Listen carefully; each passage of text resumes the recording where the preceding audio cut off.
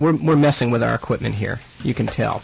We like to do these kinds of things. Okay, again, just to very briefly kind of set you up what we're doing here again, Dave, perhaps you'd like to give them a very, very brief recap of some of the stuff that was in the first Radio Free America Aryan Nations broadcast. Now, what we're really using the Aryan Nations title for here is kind of as an umbrella name, not only to cover the umbrella organization, the Aryan Nations, which is a neo-Nazi organization, but we're really using Aryan Nations as an opportunity to investigate the historical development and progress of American fascism.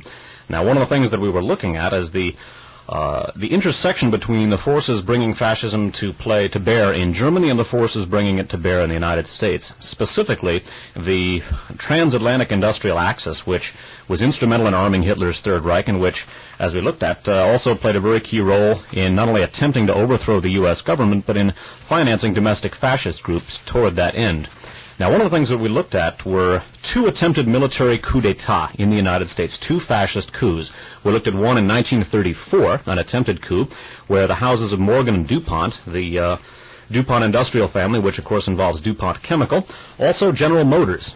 The DuPonts own a controlling interest in General Motors, and also the Morgan interests. The Morgans are bankers of long standing, and they have generally capitalized the DuPont's industrial enterprises. They loaned them the money for them to get these organizations started. So the Morgans and DuPonts are inextricably linked. They are both part of the same industrial and financial group, and between them, and with some other interests, they were very much interested in getting rid of Franklin D. Roosevelt and the New Deal.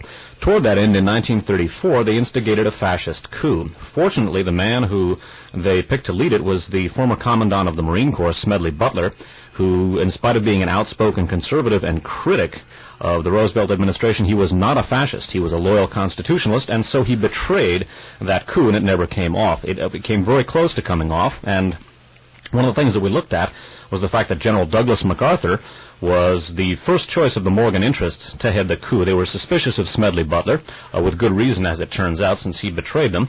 And one of the things we also looked at was the fact that MacArthur was the brother-in-law of a guy named Edward Stotesbury, who, in addition to being a financier of American fascism, was also a partner in the Morgan Bank and a fabulously wealthy man. MacArthur's first wife was his daughter. And one of the people that we looked at, we didn't fully appreciate his significance. We're going to go into that this evening. The other choice, the second choice of the Morgan group, was a guy named Hanford McNider. Now, Hanford McNider was described as a wealthy Iowa manufacturer and an American Legion member. What we did not know at the time, and what we've learned since, was that Hanford McNider was also a member of MacArthur's staff. He served under Douglas MacArthur in both World Wars. And we took a look at a number of different fascists who MacArthur had on his staff. General Charles Willoughby, his intelligence officer, who was German-born, pro-Franco, and a doctrinaire and outspoken fascist. We took a look at a guy named General Courtney Whitney, a virulent anti-Semite, who we're going to touch back on this evening. We took a look at a guy named General George Van Horn Moseley, and we're going to come back to him in a second. He was a doctrinaire fascist as well. We also took a look at a guy named Andres Soriano, who was Franco's representative in the Philippines, later a colonel on MacArthur's staff. Now, George Van Horn Moseley was a MacArthur staffer who was the choice of not only American fascists but also German intelligence to head up another attempted military coup d'etat in 1939. That coup involved not only domestic American fascists, but also elements of German intelligence. And we looked at a number of different fascists who supported and worked with German intelligence and MacArthur staffer Van Horn Moseley. And we also found that many of these people, such as William Dudley Pelley of the Silver Shirts and Gerald L.K. Smith, were very big on having Douglas MacArthur for president in 1944. And we're going to take a look back at MacArthur's 44 presidential bid, if one could call it, this evening.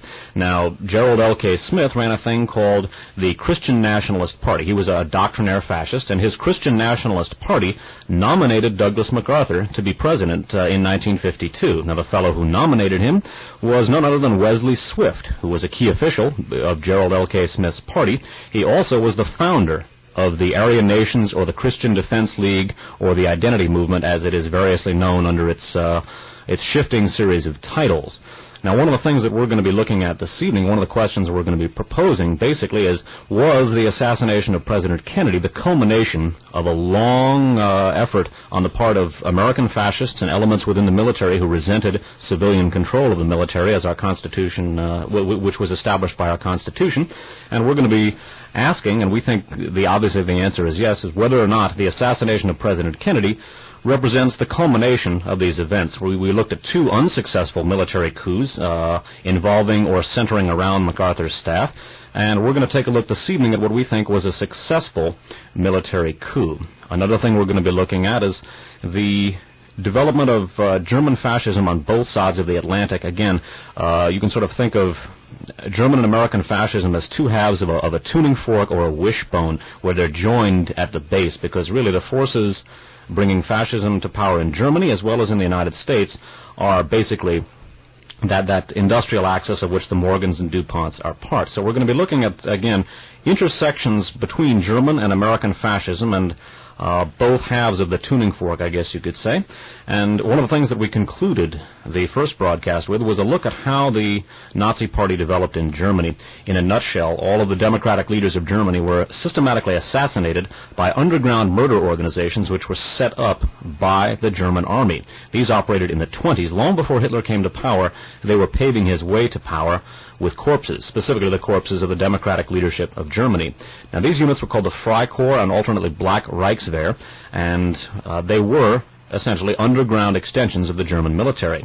We then took a look at how the German Nazi Party was formed. Initially, it was a defunct political party that was infiltrated by a group of undercover German army intelligence agents and then used as a vehicle for militarization. Specifically, the American Nazi Party, or the German Nazi Party, was the vehicle for introducing the German army into civilian society in order to propel it in a rightward direction. One of the questions we're going to be looking at this evening as we compare the structural organization, many similarities between the John Birch Society and the German Nazi Party, is to what extent the John Birch Society functions in the same capacity in the United States. And that's sort of the essence of it. Remember, too, that old Adolf Hitler got his start as an undercover German army informant who infiltrated the unsuccessful German Revolution and betrayed it. And those are some of the things to be thinking about this evening. And what we're going to do is sort of skip back and pick up the thread from the end of the broadcast last time. The first thing we're going to read you this evening, we read you at the sort of near the end of Radio Free America number 10, the first of our Aryan Nations shows. Okay, this first selection is from American Swastika, a book by Charles Higham, Higham, published by Doubleday and Company, Garden City, New York, 1985. Immediately after World War II, Nazi activism in America continued apace. Such fascists as Merwin K. Hart of the Constitutional Educational League and Gerald L. K. Smith proceeded without interruption in their various activities. In May 1951, Smith's The Cross and the Flag, which is a publication which had not been interrupted by the inconvenient advent of World War II, reproduced an article from an early 1915 issue of the United States Military Academy Howitzer Yearbook, which gave a description of Dwight D. Eisenhower as a Jew. The article stated that Eisenhower was a, quote, Swedish kike, unquote, and otherwise vilified him in the most scabrous manner. Harry S. Truman was also branded a Jew. His middle name became Solomon. Skipping on down. On the other hand, Gerald L. K. Smith and several other fascists were keenly in support of General Douglas MacArthur and fought for his nomination for president in 1952. Students of history may recall that MacArthur was mentioned by the 1934 conspirators, who sought to overthrow the government, as a possible alternative to General Smedley D. Butler of the Marines as president. MacArthur did not consent to any such nomination for a so-called third party, but his name was still used on the tickets. Vivian Kellems, Kellems, who, it will be recalled, had corresponded through World War II with the Nazi agent Count von Seidlitz in Buenos Aires and had fought personal income tax, was named as vice president by the so-called Constitution Party.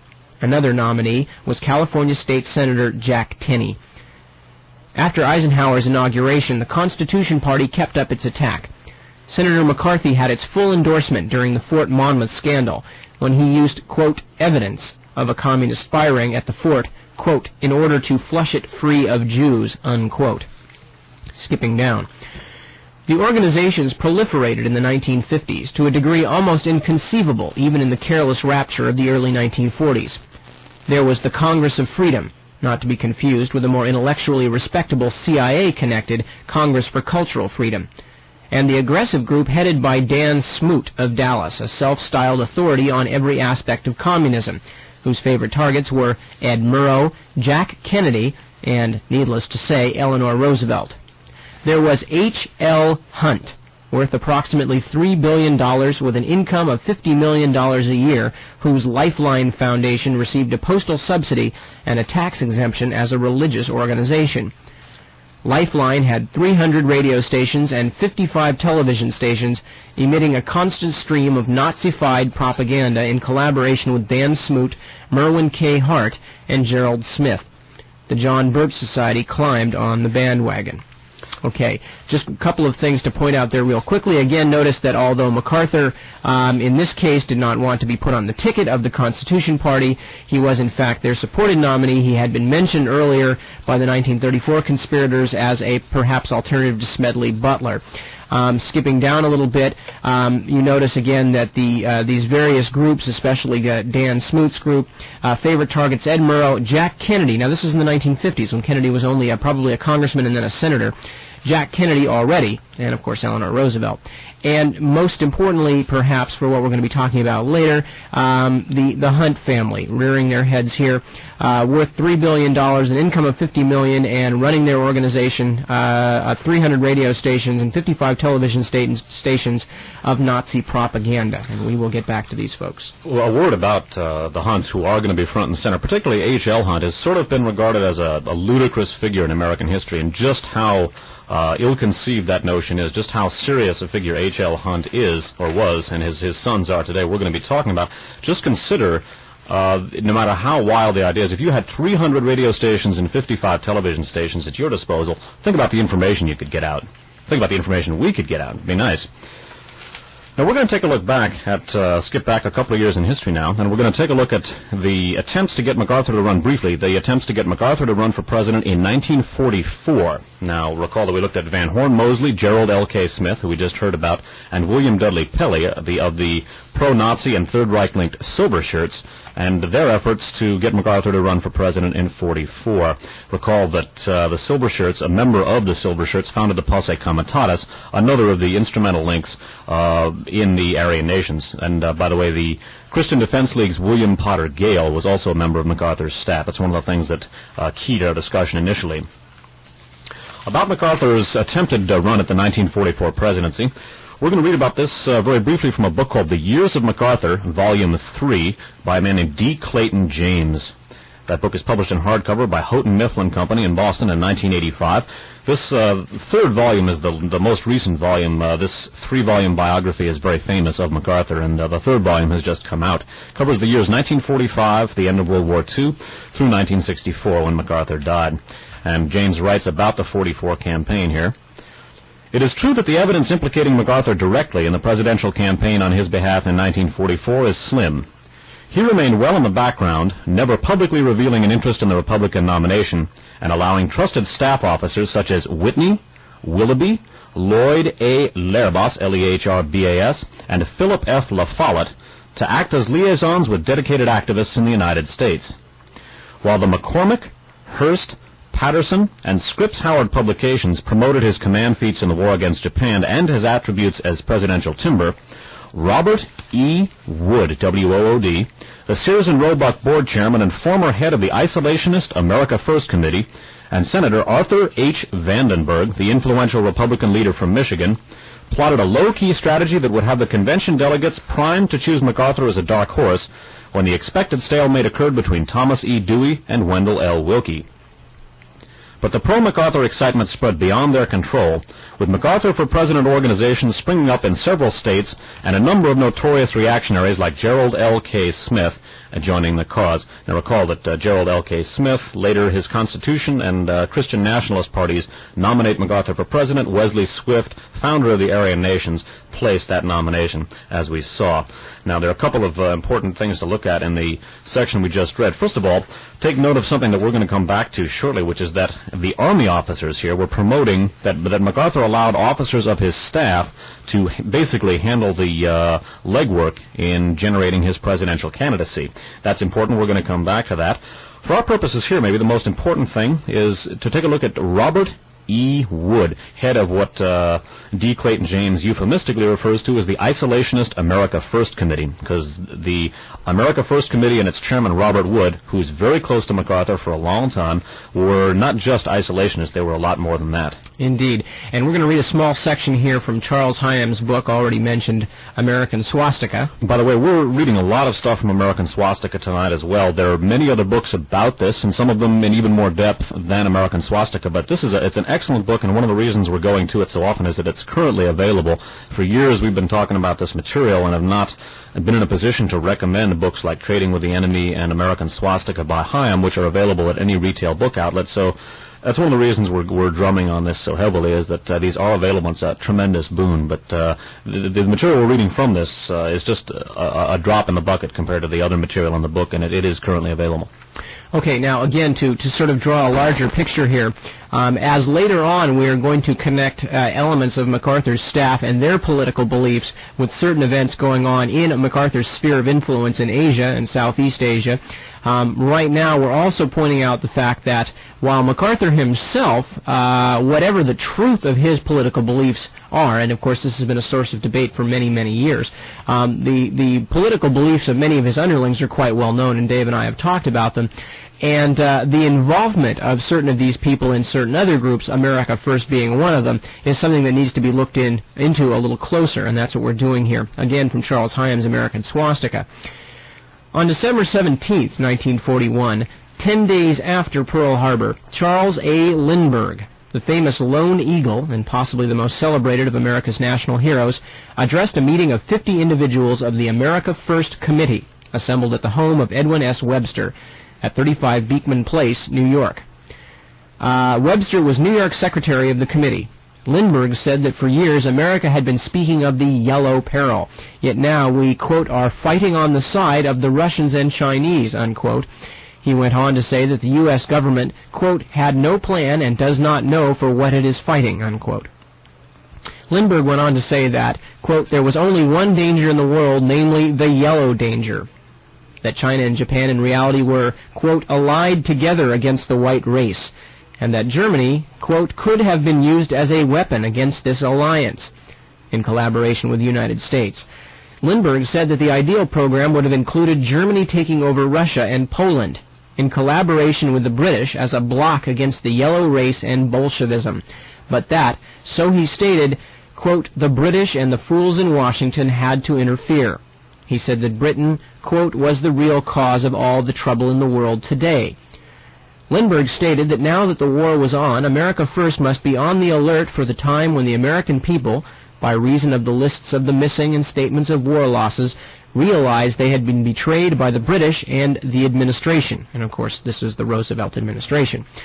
He said that then America First would be, quote, a political force and could, quote, negotiate peace with Nazi Germany.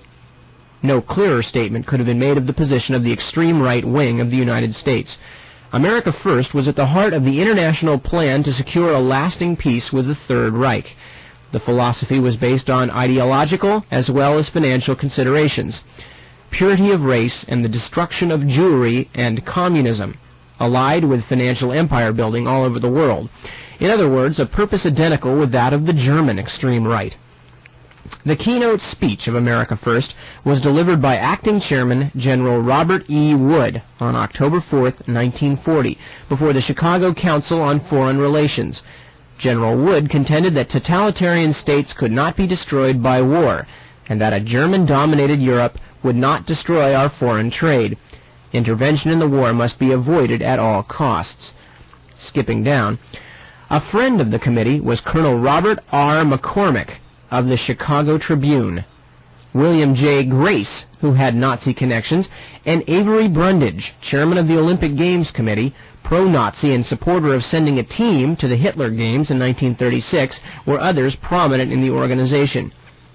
The committee published a monthly called Equality, containing such articles as John L. Lewis's attack on conscription and Senator Wheeler's, that's Burton K. Wheeler, Senator Wheeler's demand for protection of American youth from death overseas. The committee was nationwide. There were 250 chapters and 750 units throughout the country, with a total of 5 million members. America First was incorporated in New York, California, and Missouri. It was on behalf of the committee that Senator Wheeler distributed 1 million copies of a congressionally franked postcard in 1941 discouraging men from joining the Army. $1 million per annum poured into America First in 1941 to make its activities possible.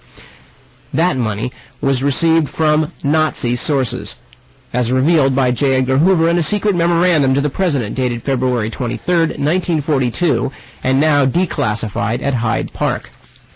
Hoover advised that the organization was far more dangerous than the Bund. That's, of course, the German-American Bund. That if Hitler had destroyed England, America First would have raised a rallying cry to have Roosevelt impeached and Lindbergh made president in a new grand alliance with Hitler. Now, Robert Wood, who's the head of that organization, is a long-standing friend of MacArthur's and continued to support MacArthur and correspond with him regularly long after the end of World War II. Now, one of the interesting things about MacArthur's 44 campaign, which Gerald L.K. Smith, William Dudley Pelley, and Robert Wood, among others, supported, was, as indicated a while back in the material from Clayton James, MacArthur allowed his officers, his staff officers, to promote his candidacy. Now, in most descriptions of the abortive 44 election campaign try by MacArthur, his chances are sort of poo-pooed, and the whole thing is sort of given short shrift, like it really was not all that serious an effort. And we're going to look at some information now which would suggest that it wasn't just a handful of reactionaries and a few arch-reactionary or fascist industrialists who wanted MacArthur to be president, but there was serious maneuvering at a very high level in the government to get him back to the United States and as president. We're going to look at some material now from a book called Bodyguard of Lies. That's authored by Anthony Cave or Cave Brown, C-A-V-E, published in hardcover, and there's a softcover edition out, by Harper & Row in 1975. And we're going to read now from the first volume of the two hardbound volumes. Among Marshall's most influential advisors was General Stanley D. Embick, E-M-B-I-C-K, the former Chief of the War Plans Division and former Deputy Chief of Staff of the United States Army. An elder statesman and kingmaker in the American military hierarchy, Embick, both in person and through his son-in-law, General Albert C. Wedemeyer, W-E-D-E-M-E-Y-E-R, the Chief of the U.S. Strategy and Policy Group, was a powerful voice in shaping American military plans. In November of 1942, he undertook the task with Wedemeyer of assessing the truth behind the Rococo personality and oratory of Churchill. Skipping down, the American policymakers were far from unanimous in their commitment to the rapid defeat of Germany. American troops and shipping scheduled to arrive in Britain for the pre-invasion buildup, that's pre-D-Day, pre-Normandy landing, for the pre-invasion buildup were being diverted to the Pacific. A plan was afoot to present MacArthur to the American electorate as a presidential candidate in 1944, and victories in the Pacific were required to increase his stature to the point where he would be uncontestable. So, a couple of points to make here, that the 44 election campaign by MacArthur, which he allowed his staff officers to initiate and sort of handle the legwork for, was not just sort of a pipe dream of a handful of reactionaries, but high-level military planners were diverting American troops to the Pacific in order to give MacArthur an early and glorious victory so that he could return home. This is very high-level maneuvering, and perhaps the most important thing for our purposes here is to note the affinity and the association here between Albert C. Wedemeyer, who's going to be one of the major focuses of our broadcast, and General Douglas MacArthur. Wedemeyer, in addition to helping to divert the troops to the Pacific, was very much involved with promoting MacArthur's candidacy, and we're going to take a look at that. Okay. Reading from the Years of MacArthur, earlier mentioned, in the fall of 1947, General Albert C. Wedemeyer, a Taft advisor, in this case this is Senator Robert Taft, Republican leading light, a Taft advisor who had formerly headed the American forces in the China theater, wrote MacArthur, quote, "I predict that should you return early next spring, you will be acclaimed by a vast majority as the logical man to be president in this critical period of our history. I know Bob and Martha Taft quite well, and I am quite certain that he would throw his support in your direction," unquote. Hanford McNider, M-A-C-N-I-D-E-R, a retired general who had served under MacArthur in both World Wars and now was a well-to-do cement manufacturer in Iowa, told MacArthur in September 1947 that his leadership was needed, quote, "if we are to save this republic." Not having received an answer to his June letter, Wood wrote to the general again in October. He observed that, quote, "whatever city I go to, I am visited by many prominent businessmen or professional men who are tremendously anxious to see you nominated." Of course, that was Robert Wood of the America First. Now, note that not only Robert Wood, but Albert Wiedemeyer, who is going to be, as I say, one of the main focuses of the broadcast, were promoting MacArthur's candidacy in addition to 44, where Wiedemeyer was diverting troops to the Pacific Theater and Wood was active, but also in 1947, obviously promoting him for the 48 campaign. Now, interestingly enough, that guy Hanford McNider, who was also a long-standing supporter of MacArthur's and was very active also in promoting him for president, Hanford McNider was the second choice of the Morgan Group to head up the 1934 fascist coup, which Smedley Butler was able to deep six by betraying the coup. Now, Hanford McNider, we knew that he was the second choice, but Hanford McNider was also an officer under MacArthur in both World Wars, so we have yet another fascist basically cropping up on MacArthur's staff. And again, we're going to take a look at some of MacArthur's views, and they're pretty reactionary. If MacArthur himself was not a doctrinaire fascist, as we said last time, he has to have been one of the most foolish men ever, because he had all of virtually his entire staff appear to be arch-reactionaries, if not downright explicit fascists, and the MacArthur crew are going to be front and center this evening. Now, going back to the book that we've been reading from, The Years of MacArthur by D. Clayton James, we're going to take a look now at some of the people who are going to figure in MacArthur's 1952 attempt for the Republican nomination. A week before General O'Donnell's testimony as the final witness at the Senate hearings, that concerns Senate hearings about the fall of China and how that happened, MacArthur embarked on a round of nationwide appearances that lasted until shortly after the Republican National Convention in July of 1952. Many of his critics were convinced that he was trying to build up support for another MacArthur for president boom, particularly since most of his remarks were typical right-wing Republican blasts at the Democratic administration's record. According to Whitney, however, MacArthur decided to launch, quote, "a blunt, hard-hitting crusade aimed at revitalizing the nation," unquote. He was deeply concerned because the same moral dry rot that infected U.S. Korean policy was also eating away at our conduct of affairs at home. Most of his travel expenses, including the use of planes, were covered by ultra-conservative, well-to-do Republicans like Texas oilman H.L. Hunt and Clint Murchison, spelled M-U-R-C-H-I-S-O-N. We're going to come back to Hunt a lot this evening. We'll touch back on Murchison in the next broadcast. Continuing. Given the home base of his principal financial backers, it is not surprising that he began his crusade in Texas. At Austin on June 13th, he addressed the Texas legislature decrying, quote, "appeasement on the battlefield," and declaring, "our first line of defense for Western Europe is not the Elbe, not the Rhine, it is the Yalu." But he hit hard, too, on the subjects of corruption in Washington and spiraling federal budgets and taxes. At Houston the following day, he addressed a crowd of about 25,000 in Rice Stadium and participated in a parade in his honor.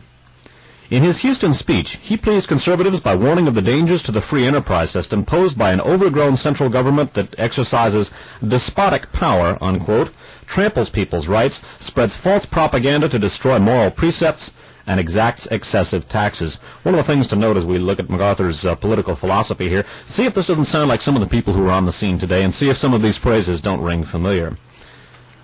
The horror of high, unjust income taxes became a favorite theme of his tour. It was a topic that had not previously excited him during his 71 years. Satisfying any devotees of McCarthy in his Houston audience, he added that these insidious forces working from within, unquote, which were to be feared more than the threat of external attack, unquote, included those who seek to convert us to a form of socialistic endeavor leading directly to the path of communist slavery. Now, later, James goes on to talk about a speech that MacArthur made in front of the Massachusetts legislature. And he refers to some remarks made in that speech, and this is going to be one of the keys to the broadcast this evening. James writes, later in his speech, he left no doubt how deep was his hostility toward Truman and how distorted was his own interpretation of an American military officer's oath. Quoting from that speech. Men of significant stature in national affairs appear to cower before the threat of reprisal if the truth be expressed in criticism of those in higher public authority. For example, I find in existence a new and heretofore unknown and dangerous concept that the members of our armed forces owe primary allegiance and loyalty to those who temporarily exercise the authority of the executive branch of government, rather than to the country and its constitution which they are sworn to defend. No proposition could be more dangerous. None could cast greater doubt upon the integrity of the armed services. Unquote. And, of course, a couple of remarks to make about these passages we read. The posse comitatus, a major element of Aryan nations, is specifically anti-tax, so MacArthur's anti-tax views, while not unique, are interesting in light of the connections between Aryan nations and the MacArthur staff historically that we've been looking at. Most importantly, though, Douglas MacArthur, who was removed as the commander of the UN forces in Korea for wishing to exceed presidential directives and carry the war into the Chinese mainland himself, was obviously very bitter about that. And in addition to resenting Truman's removal of him, it's worth noting here that what MacArthur is essentially espousing here is treasonous. What he's saying specifically is that he doesn't like the idea that the military is subject to civilian authority. Of course, the framers of the U.S. Constitution specifically gave the control of the armed forces to a civilian commander-in-chief, the President of the United States. What MacArthur is saying there basically is he doesn't think that's a good idea, and that it could be interpreted as, if not treasonous, certainly indicating disloyalty to the basic precepts of America. And the constitutional conflict, I guess you could say, between the military and the executive branch and the Constitution itself is basically going to be one of the major focuses of our program. And indeed, what we're going to focus on for a moment here is another significant and important military officer allied with MacArthur, somebody who had been urging MacArthur to run for president, as we will find out himself with a rather curious idea of what constituted military loyalty to the Constitution, as opposed to the executive branch of government. Albert C. Wiedemeyer, who eventually became the commander-in-chief of the China Theater, replacing General Joseph Stilwell. Now, back in May of 1941, or April of 1941, rather, sometime after the Lend-Lease Act had been passed, the Lend-Lease Act, of course, was the United States agreement basically to support Britain economically against the Nazis, while Roosevelt was trying to muster sentiment among the public and in the Congress to eventually, as Roosevelt knew would have to happen, have the United States go to war with Germany. Anyway, Chief of Staff General George C. Marshall asked the War Plans Division, of which Wiedemeyer was the head, I believe, at that time, to work up a plan for war in Europe to be fought, as any army, especially one the size of a major power like the United States, has to do, to work up a plan for war in Europe for the upcoming conflict. Now, reading again from Charles Hyam's American Swastika. On September 11th, 1941, the Army summarized its estimate along with naval requirements in a secret joint report, buttressed with appendixes, maps, charts, tables, and secret data on strategic assumptions and purposes, potential military objectives and targets, and estimates of military strength. Known as Rainbow 5, this remarkable document, running to some 17 pages originally but greatly expanded thereafter, called for an outright defeat of Nazi Germany in 1943, for which an appropriation of $150 billion would be required. U.S. Army ground forces would be required to a total of 216 divisions, 61 of them armored, 51 separate motorized divisions, and 500,000 men for anti-aircraft artillery units. It may be necessary to repeat that this was quite the most important single document in the possession of the Chiefs of Staff and of the White House. The architect of Rainbow 5 was Brigadier General Leonard T. Garrow, G-E-R-O-W, Chief of the War Plans Division. Secretary of War Stimson had handed the responsibility to General Marshall, who in turn passed it to Garrow. Garrow selected as his instrument of execution of the victory program Colonel Albert C. Wiedemeyer, who in the 1980s was to be resurrected from the military mortuary to serve as special military advisor to President Ronald Reagan. Okay, so this is the same Albert C. Wiedemeyer we're talking about, who recently has been, as Chaim puts it, resurrected from the military mortuary to serve as special military advisor to Reagan. Colonel Wiedemeyer had an interesting history. His father's parents were born in Germany, and he himself had been educated in part at the German War College in Berlin, otherwise known as the Kriegsakademie. He graduated in 1938 as the Nazis were moving, or during the year the Nazis were moving into Austria. That's right, and I believe that all the other things, the Nazi racial laws and things like that, had been on the books for quite some time. Okay, so Wiedemeyer rented his apartment in the German capital from a member of the Nazi Party, Gerhard Rossbach, R-O-S-S-B-A-C-H. We'll get back to him. And during his sojourn became a great friend of General Ludwig Beck, chief of the German General Staff. His introductions to Beck were arranged by Lieutenant General Friedrich von Boetticher, B-O-E-T-T-I-C-H-E-R, German military attaché in Washington. He corresponded regularly with his German contacts until the advent of World War II in Europe. He was friendly with Charles Lindbergh and acted as his interpreter in German uniform when the Lone Eagle visited various Nazi factories and army posts. And he was a keen supporter of General Robert Wood, the head of America First. Rightly or wrongly, he was regarded by the German embassy in Washington as part of the pro-German military clique in the War Department. There is no question that he was a convinced isolationist who sincerely believed that the United States was not obliged to commit itself to war on behalf of Great Britain. Okay, before I go on with this, let me just point out a couple of things real quickly. Okay, Wiedemeyer graduated, as Dave mentioned, from the Kriegsakademie in 1938. He acted as an interpreter for Lindbergh while wearing a German uniform when Lindbergh was visiting Nazi factories. And he was a keen supporter of Robert Wood, the head of America First. And as we previously mentioned, America First, while on the surface an isolationist group, was in fact being funded by the Nazi Party, the German Nazis. This is important to remember. Okay, going on. Wiedemeyer was in his soul opposed to the purpose expressed in the very victory program to which he was assigned. Precisely why Roosevelt instructed him to draw up the plan, and then why Wiedemeyer chose to execute it, can only be regarded as a joint execution of executive duty, which overrode personal considerations. In order to understand a little bit more about Wiedemeyer, and we're going to be looking at him extensively this evening, let's take a look at some of the people that he was associated with. We're going to look at Gerhard Rossbach at greater length here in just a second. A couple of remarks. General Friedrich von Boetticher was not only the German military attaché in Washington, but a key person involved with the basically German espionage and attempted subversion of the United States. So Boetticher is a key person for Wiedemeyer to be very close to. Now, it's also worth noting that he was a very close personal friend of General Ludwig Beck of the German General Staff. Now, Beck, although a bitter opponent of Adolf Hitler's, was a very, very dedicated Nazi. I think the one thing we might point out here for future purposes is the difference between anti-Hitler and anti-Nazi. There were many dedicated doctrinaire fascists and Nazis in Germany who hated Hitler for one reason or another. Some of them regarded him as low class. Many of them, including Ludwig Beck, differed with him very sharply on tactical considerations. Beck was one of the earliest defenders of the rights of German troops to join the Nazi Party. The first two open Nazis in the regular German army were in his unit, and he defended them very vehemently. Beck was regarded as the very embodiment of Prussian militarism, and as such he differed with the sort of two-front war and conscript military philosophy that Hitler used, and he preferred a more limited war and using some of the traditional Bismarckian political alliances in order to gain victory.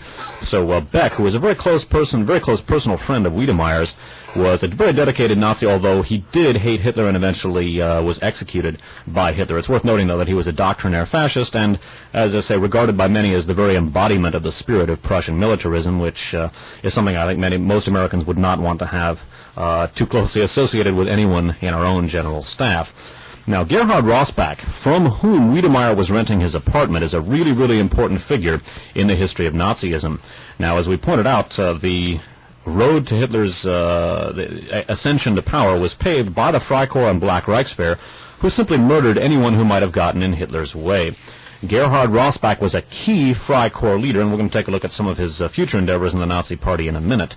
Now, not only was Rossbach a Freikorps leader, but Martin Bormann, perhaps the single most important person in the history of Nazism, if one looks at the entire course of that movement from 1919 up to the present day, was Martin Bormann, the number 2 man in the Reich officially, but in reality not only the most powerful but also the most intelligent person in the Third Reich, and as we'll see in future programs, one of the dominant forces in modern history. Truly a genius, albeit an evil genius, but a very, very powerful man and a key figure in history. Of Gerhard Rossbach, his Freikorps, and Martin Bormann's beginning in that, we're going to take a look at information about it from a book called The Bormann Brotherhood. That was authored by William Stevenson, Stevenson, and that's to be distinguished from William Stevenson, spelled with a PH, who was a British intelligence agent codenamed Intrepid. This William Stevenson was a Royal Navy pilot during the war and is now a broadcast journalist with the Canadian Broadcasting Corporation. His Bormann Brotherhood was published in hardcover by Harcourt Brace Jovanovich of New York, and it was copyrighted in 1973. Of Rossbach and Martin Bormann's start in the Rossbach Freikorps, he writes as follows. Speaking of Bormann, his love of money, his greed for power, were commented upon by Gerhard Rossbach in an interview many years later. Rossbach had led a Freikorps, a group of armed volunteers supported by the German army, which had been restricted in the number of regular soldiers it could keep on the books by the Versailles Treaty. Bormann became treasurer of the group after it underwent several changes of name to evade the law. The mission of the Freikorps was to weed out weaklings said to have caused German sufferings. The groups were also used to fight Bolshevik forces on the eastern frontier, but the young German Republican government also saw them as a threat to its own existence. They were declared illegal in 1920, but were more active than ever by 1923 when the French executed Leo Schlageter, a Freikorps soldier, for industrial sabotage. And so remember that Martin Bormann gets his start with the Rossbach Freikorps, and that Gerhard Rossbach rents his apartment to Albert Wiedemeyer while Wiedemeyer's in Germany. Another brief look at Gerhard Rossbach and how the part that he played in some of these things, and the fact that he was rather a significant person, although his name is not very well known to us. This is a very short segment from a book called Der Führer, Hitler's Rise to Power, written by Conrad Heiden, Heiden, translated by Ralph Mannheim and published by Houghton Mifflin Company in 1944. This is one of those hard-to-find books Dave was alluding to earlier. Talking about Gerhard Rossbach, Conrad Heiden writes, Lieutenant Rossbach's troop, roaring, brawling, carousing, smashing windows, shedding blood, and nevertheless seeking the light of freedom, was equally proud to be, quote, different from the others. Heines, as somebody had been talking about earlier, had belonged to it before joining Hitler. Then Rossbach and Heines had formed a center with Röhm, and that, of course, was Röhm, the head of the SA, the stormtroopers, Ernst Röhm. It led the SA while Hitler was under arrest. It led the SA while Hitler was under arrest. So essentially what they're saying is that Rossbach and this other man, Heines, had formed a particular troop that led the stormtroopers while Hitler was under arrest. So Rossbach and this other man were essentially, for a while, substitute Führers of the movement before the Nazis came to elected power. Now, one of the things that we've looked at here on this broadcast for a long time is, of course, the incorporation of many Nazis into the CIA and our military at the end of World War II. We'll be taking a look at that more later in the broadcast. Worth noting here that Gerhard Rossbach, in whose Freikorps unit we find the geniture of Martin Bormann, the political geniture of Martin Bormann, the fellow who led the stormtroopers while Hitler was in Landsberg prison, and the fellow who later rents his apartment to Albert Wiedemeyer after the war went to work for, among others, the CIA. Returning again to the Bormann Brotherhood by William Stevenson. Rossbach, who was a Nazi intelligence agent in France and Turkey during World War II, was known to Western intelligence as an old man with a considerable and reliable memory for detail. Until his death at the age of 74 on September 1st, 1967, he was consulted regularly by the U.S. Central Intelligence Agency and historians. So another Nazi connected to the CIA.